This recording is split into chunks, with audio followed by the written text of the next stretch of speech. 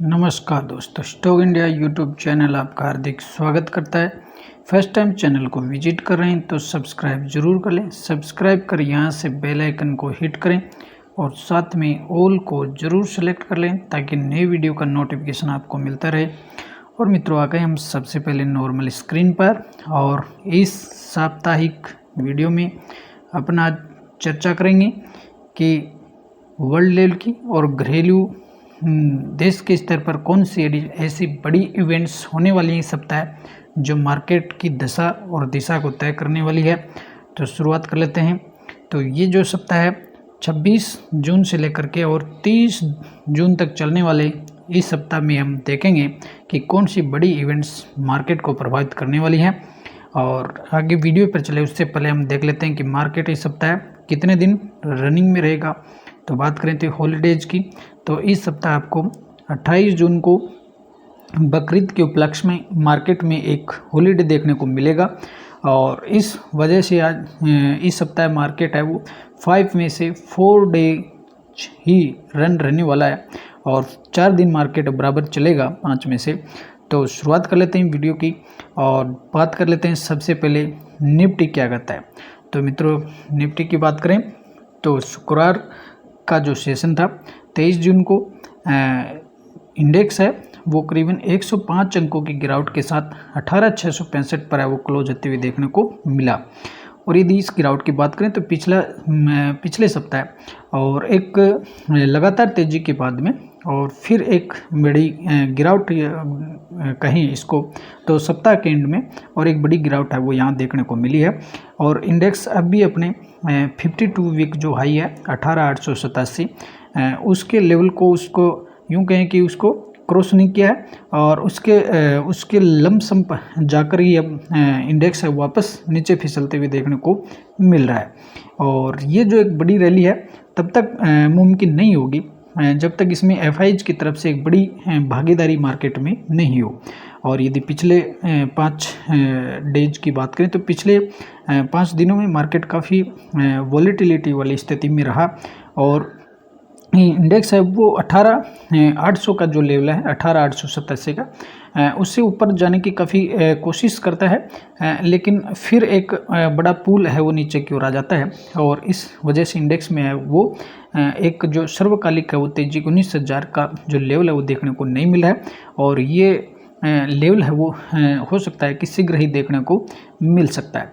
और यदि हम पिछले एक महीने को निफ्टी के पिछले एक महीने के अगर ट्रेंड की बात करते हैं तो इंडेक्स ऊपर अपने ऑल टाइम जो हाई है 18,887 का उसके नज़दीक जाता है और फिर उसके बाद में एक बड़ी गिरावट आती है और फिर एक बड़ी कोशिश होती है, इंडेक्स 18,800 के नज़दीक जाता है और यही ट्रेंड है वो काफ़ी एक महीने से इसमें इंडेक्स में देखने को मिल रहा है। और इंडेक्स है वो 19,000 का जो पड़ाव है जो रेजिस्टेंस है उसकी तरफ बढ़ते हुए नज़र आ रहा है। और जैसे ही पिछले सप्ताह की बात करें तो 21 जून को जैसे ही इंडेक्स है वो 18,800 जो 87 है उसका जो लेवल है उसके करीब पहुंचता है तो उसके बाद में फिर से यहाँ एक गिरावट देखने को मिलती है। तो अभी वो परिस्थितियों को देखें तो मार्केट में कोई बड़ी गिरावट का कोई रीज़न नहीं देखने को मिल रहा है इस वजह से और इंडेक्स है वो ऊपर ही जाने की क्षमता रखेगा।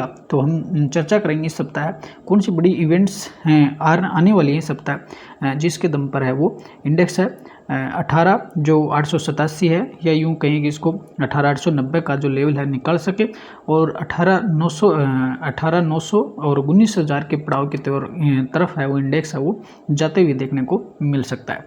और यदि अपन बात करें अपकमिंग इवेंट्स की तो इस सप्ताह की बड़ी इवेंट्स है उनकी चर्चा इस वीडियो में अपन कर लेते हैं। सबसे पहले बात करें तो इस सप्ताह कोई सबसे बड़ी जो घटना है वो आने वाली है तो वो है अमेरिकन इकोनॉमी से जीडीपी के डाटा। और अमेरिकन इकोनॉमी से अगर जीडीपी के आंकड़ों की बात करें तो वैश्विक लेवल पर जीडीपी के जो डाटा हैं उन पर निवेशकों की निगाह है या मार्केट की जो है वो जो वॉच है वो इस डाटा पर रहने वाली है। और इस सप्ताह है अमेरिकन जीडीपी ग्रोथ के जो आंकड़े आने वाले हैं वो बाजार की डायरेक्शन को कहीं न कहीं प्रभावित कर सकते हैं। और दूसरी तरफ पर अपन बात करें फेडरल रिजर्व बैंक, अमेरिकी सेंट्रल बैंक, तो फेडरल रिजर्व जो बैंक है उसके जो चेयरमैन है मिस्टर जेरोम पावेल 28 और 29 जून को आने वाली 28 और 29 जून को इनका इंडियन जीडीपी के जो ग्रोथ आंकड़े हैं, ग्रोथ के आंकड़े हैं, उन पर इनका एक स्टेटमेंट या यूँ कहें कि बयान आने वाला है। और यदि जेरोम पावेल की बात करें तो ये ऑलरेडी है वो जो इन्फ्लेशन के मुद्दे को लेकर के इंटरेस्ट रेट है वो बढ़ाने का एक और इंटरेस्ट रेट बढ़ाने का है वो संकेत दे चुके हैं।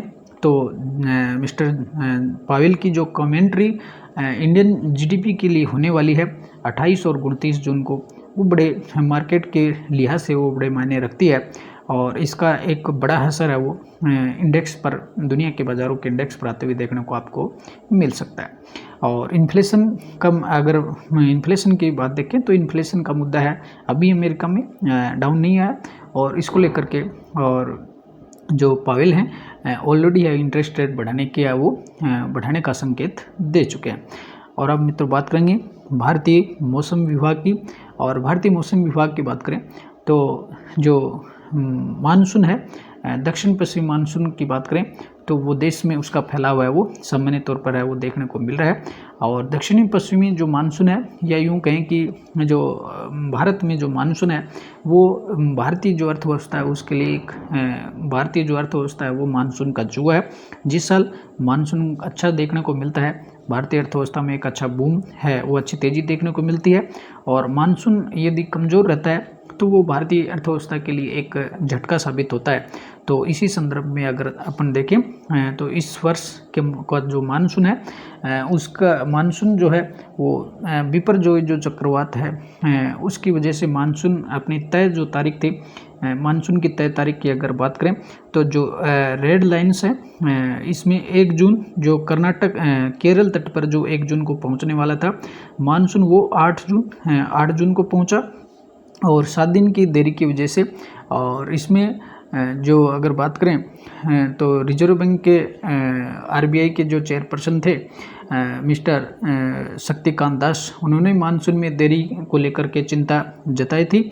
और हालांकि अब जो मानसून है वो अपनी सामान्य रफ्तार से देश में उसका फैलाव देखने को मिल रहा है। और ऑलरेडी जो शक्तिकांत दास जी हैं उन्होंने कहा भी था कि चावल और चीनी जैसे जो खाद्य पदार्थ हैं उनकी अंतर्राष्ट्रीय जो कीमतें पहले से ही काफ़ी बढ़ चुकी हैं। तो और यदि मानसून प्रतिकूल स्थिति में रहता है तो महंगाई में और तेज़ी हो सकती है।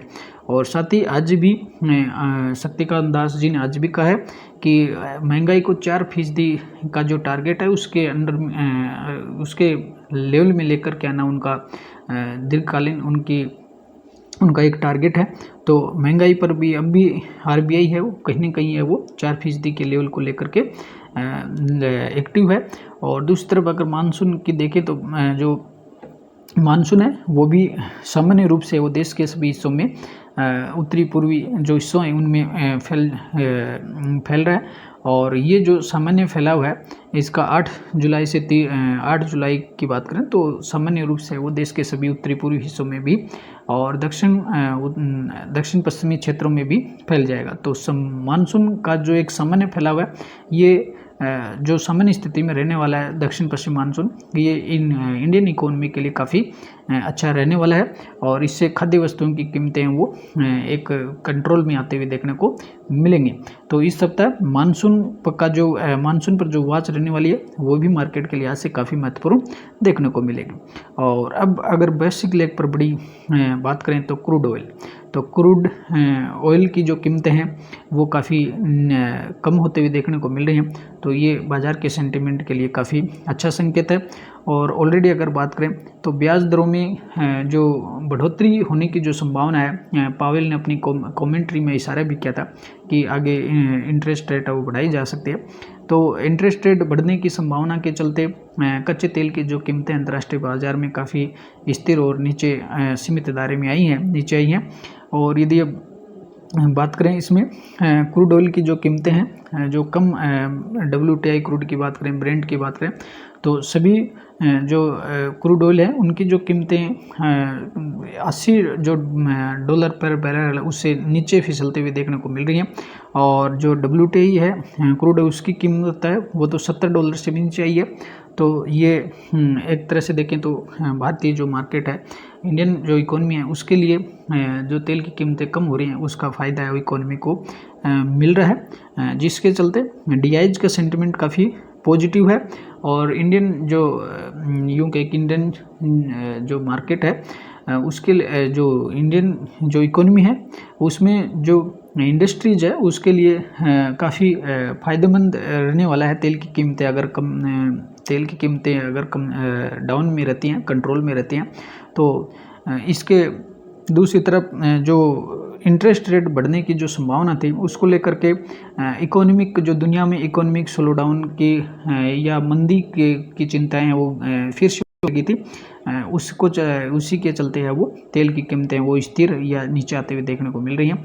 और इसका फ़ायदा भी है वो इंडियन मार्केट को मिलने वाला है।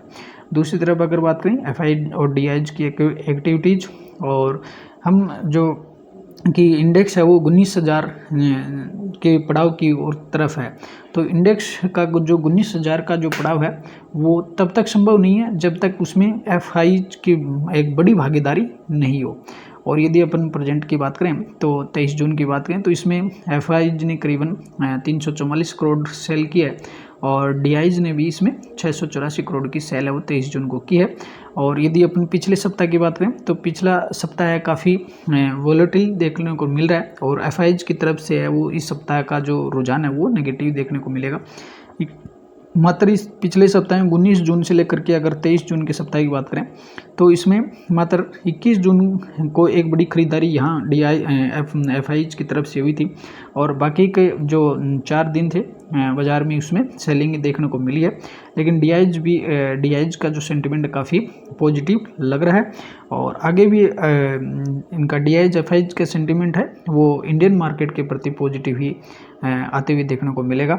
और यदि FIs के सेंटिमेंट की बात करें, रुझान की बात करें, तो जून के महीने में अब तक FIs ने 6,888 करोड़ का है वो इंडियन मार्केट में डाले हैं।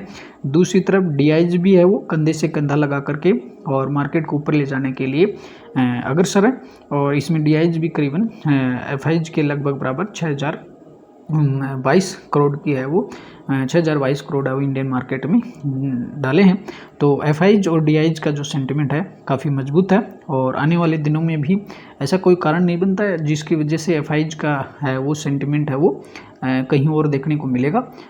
भारतीय मार्केट में इनका सेंटिमेंट है आगे भी आने वाला है। और मित्रों, बड़ी बात करें तो दुनिया में जियोपॉलिटिकल टेंशन की, तो जियोपॉलिटिकल टेंशन है वो काफ़ी चलती रहती हैं, और जियोपॉलिटिकल जो टेंशन है वो मार्केट्स है उसके सेंटिमेंट को काफ़ी बनाती और बिगाड़ देती हैं। और इसी के चलते अगर देखें तो रशिया में रूस और यूक्रेन जो युद्ध तो चल ही रहा है, उसके साथ ही रशिया में एक रशिया की जो स्वयं की अगर प्रॉब्लम देखें तो जो यूक्रेन में जो रशियन आर्मी के साथ जो एक प्राइवेट आर्मी जो ग्रुप था जो रशियन आर्मी के साथ यूक्रेन में युद्ध लड़ रहा था, और उसकी बात करें तो वैगनर जो ग्रुप है, और ये जो वैगनर जो ग्रुप है वो रशिया का एक प्राइवेट आर्मी ग्रुप है, और ये रशियन आर्मी के साथ है वो रशियन आर्मी के साथ और यूक्रेन में है वो युद्ध लड़ रहा था। लेकिन हाल ही के दिनों में इसने की बात करें तो वैगनर जो ग्रुप था इसने रूस के आसपास आकर के इसने रूस के अंदरूनी जो क्षेत्र थे और उन पर एक कब्जा जमाया था। लेकिन अगर बात करें तो इसमें पुतिन और जो वैगनर जो ग्रुप है उसके बीच एक एग्रीमेंट हो गया, समझौता हुआ, और जो वैगनर जो ग्रुप था वो वापस बेलारूस की तरफ है वो लौट गया। और कल के सेशन में एक ये बड़ी जियोपॉलिटिकल टेंशन है वो दुनिया में देखने को मिल रही थी, लेकिन पुतिन और वैगनर ग्रुप के बीच एक जो समझौता होने के बाद वैगनर जो ग्रुप है वो वापस लौट गया है बेलारूस की तरफ। और इस वजह से ये एक बड़ी न्यूज़ थी, वो मार्केट के सेंटिमेंट को कहीं ना कहीं बिगाड़ सकती थी, लेकिन इस पर एक पॉजिटिव डेवलपमेंट देखने को यहाँ मिल रहा है। तो ये न्यूज़ भी है वो मार्केट के सेंटिमेंट को, अगर इसमें भी अगर कोई नया डेवलपमेंट होता है रूस यूक्रेन युद्ध को लेकर के, या रूस और वेगनर जो ग्रुप है, वेगनर जो ग्रुप, इनके बीच अगर कोई नया डेवलपमेंट हो जाता है इस सप्ताह, तो वो भी मार्केट के सेंटिमेंट को है वो बना बिगाड़ सकता है। और मित्रों बात करेंगे फ्यूचर एंड ऑप्शन का डाटा, और फ्यूचर ऑप्शन का डाटा है वो क्या कहता है। और यदि फ्यूचर ऑप्शन के अगर हम बात करें, डाटा की बात करें, तो अब तक अभी सबसे बड़ा जो लेवल देखें तो सबसे बड़ा जो ओपन इंटरेस्ट है, कॉल्स का जो ओपन इंटरेस्ट है 18,800 का, जो एक नियर टर्म जो रेजिस्टेंस है, बहुत ही अच्छा रेजिस्टेंस है, मार्केट इसको इस सप्ताह निकाल सकता है 18,800 को।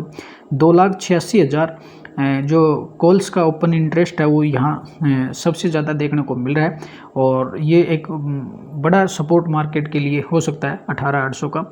और नियर टर्म में देखें तो यहाँ नियर टर्म में 18,700 का है, वो भी एक बड़ा सपोर्ट है मार्केट के लिए। 1,69,983 OI यहाँ देखने को मिल रही है।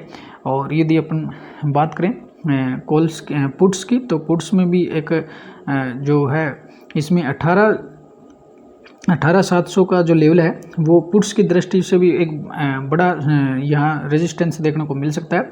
1,50,000 की कॉल ओपन इंटरेस्ट है यहाँ पुट्स की तरफ से भी है। तो 18,700 और 18,800 के देखें तो मार्केट इस रेंज बाउंड्स में यह वो घूमते नज़र आएगा। और 18,800 का जो है 18,800 और 18 देखें तो 18,900, तो ये दोनों नियर टर्म में है वो ये सब मार्केट को ये रेजिस्टेंस आ सकते हैं। और यदि देखें 19,000 का जो पड़ाव है, तो 19,000 का पड़ाव भी देखें, इस पर भी 2 लाख OI देखने को मिल रही है। तो नियर टर्म में इंडेक्स है 19,000 का है वो पड़ाव भी दिखा सकता है। तो ये फ्यूचर एंड ऑप्शन के डाटा से देखने से पता चल रहा है। और इस सप्ताह के कुछ कॉरपोरेट एक्शन की बात करें तो इस सप्ताह कुछ बड़े कॉरपोरेट एक्शन भी होने वाले हैं। उसमें अगर बात करें तो बजाज ऑटो है, Bajaj auto, Bajaj finance, bank of Baroda, escort Kubota है, टाटा कम्युनिकेशन है, वेल्सपन इंडिया है, एसकेएफ इंडिया, और इसमें सोना BLW है। तो इनके कुछ कंपनियों के एक्स डिविडेंड की जो डेट है वो ट्रेंड करने वाली है इस सप्ताह। तो कुछ ये एक्स डेट या यूँ कहें कि इसमें कॉर्पोरेट एक्शन भी इस सप्ताह देखने को मिलेंगे। और बात करेंगे IPO की, प्राइमरी मार्केट की, तो प्राइमरी जो मार्केट है वो भी इस सप्ताह काफ़ी बुलिश रहने वाला है। और तीन बड़ी कंपनियों के IPOs है वो इस सप्ताह रिलीज होने वाले हैं। तो अगर IPOs की अगर हम बात करते हैं तो जो बुल मार्केट देखने को मिलता है उसमें IPOs आते हुए देखने को मिल जाते हैं। तो इस सप्ताह 3 कंपनियों के IPO खुलने वाले हैं, इसमें तीनों ही दमदार IPO हैं। पहले IPO की बात करें तो इंडिया फोर्ज की बात करें, इंडिया फोर्ज टेक्नोलॉजीज, और इंडिया फोर्ज जो टेक्नोलॉजी है एक ये ड्रोन मैन्युफैक्चरिंग करने वाली कंपनी है। और इसका जो बात करें इसके IPO की, तो इसका जो IPO है वो करीबन तीनों IPO 1500 करोड़ के से ज़्यादा का फंड जुटाने की योजना है इसमें। और ये ड्रोन मैन्युफैक्चरिंग करने वाली कंपनी है जिसका IPO वो 26 जून को आते हुए देखने को मिलेगा। और दूसरी कंपनी की बात करें तो साइंट DLM, और साइंट DLM है वो साइंट लिमिटेड जो है उसकी सब्सिडरी कंपनी है। और साइंट DLM है वो एरोस्पेस और डिफेंस सेक्टर में काम करने वाली इलेक्ट्रॉनिक मैन्युफैक्चरिंग और सर्विसेज प्रोवाइड करने वाली कंपनी है। और इसका भी IPO है आपको 27 जून को इसका ओपन होते हुए देखने को मिलेगा। इसके अगर प्राइस बैंड की बात करें तो 250 से 265 रुपये प्रति शेयर इसका प्राइस बैंड रखा गया है। और अगले अगर IPOs की बात करें तो PKH वेंचरज का IPO है जो कंस्ट्रक्शन की सेक्टर में काम करने वाली कंपनी है। इसका IPO भी आपको 30 जून को ओपन होते हुए देखने को मिलेगा। और इसके प्राइस बैंड के बारे में अभी कुछ बड़ी डिटेल देखने को नहीं मिल रही है। तो प्राइमरी मार्केट की बात करें तो ये भी इस सप्ताह वो काफ़ी अच्छा ही रहने वाला है। सेंटिमेंट बाजार के लिहाज से प्राइमरी मार्केट का भी पॉजिटिव रहेगा। और मित्रों बात कर लेते हैं हम समराइज की।